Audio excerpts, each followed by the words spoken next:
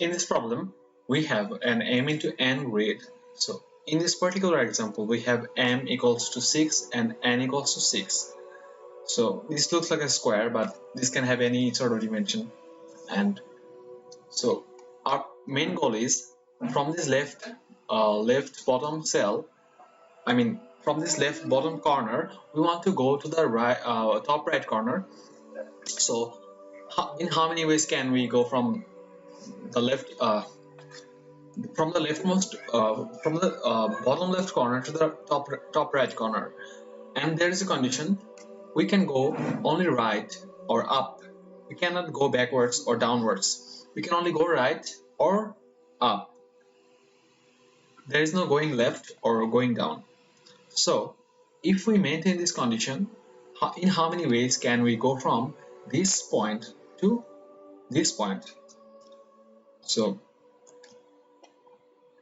uh, let's let's see an example. So in this example, we go right, then up, then right, then up, then 3 times right, then 4 times up, then 1 times right.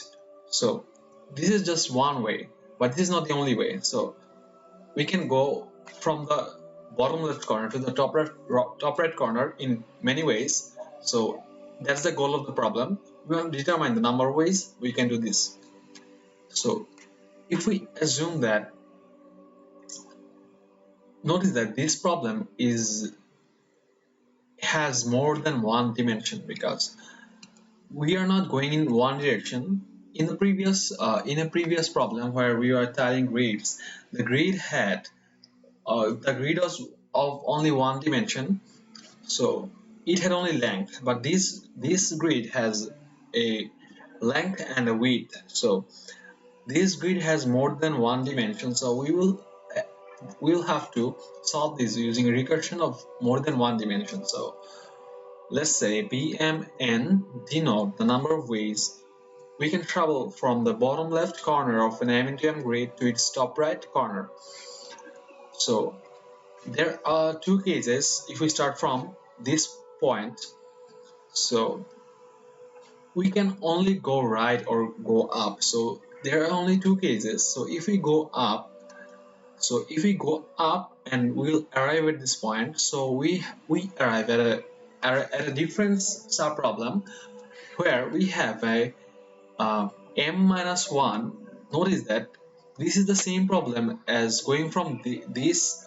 Notice that if we didn't have this lower row, then we'd have just one grid of length m minus 1 and length n, and we're still trying to solve the same problem from going from the bottom left corner to the top right corner. So if bmn means the number of ways we can solve this problem for this whole grid, which is of dimension m into n, then if we want to solve the problem for this smaller grid, this will be bm minus 1 n. So this is bm minus n ways, and there is another case. From the bottom left point, we could go in right direction. So if we go right by 1 unit, we arrive here. So from here we can go to the top right corner of this grid. So if we just ignore the first column of this grid, so then we will have a smaller grid which is of dimension m into n minus 1.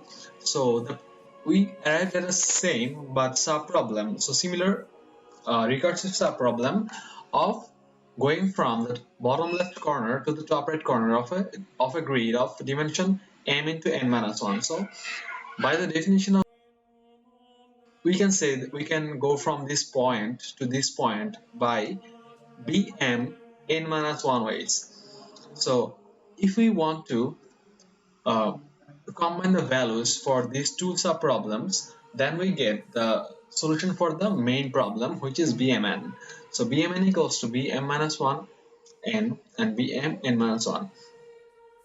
So Since this is a recursive formula, we can easily find the values of b from this recursion.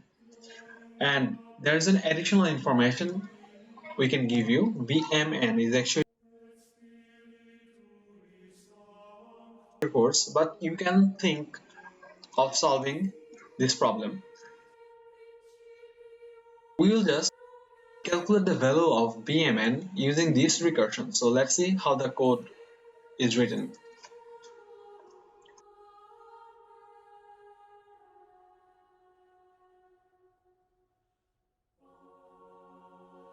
I just wrote the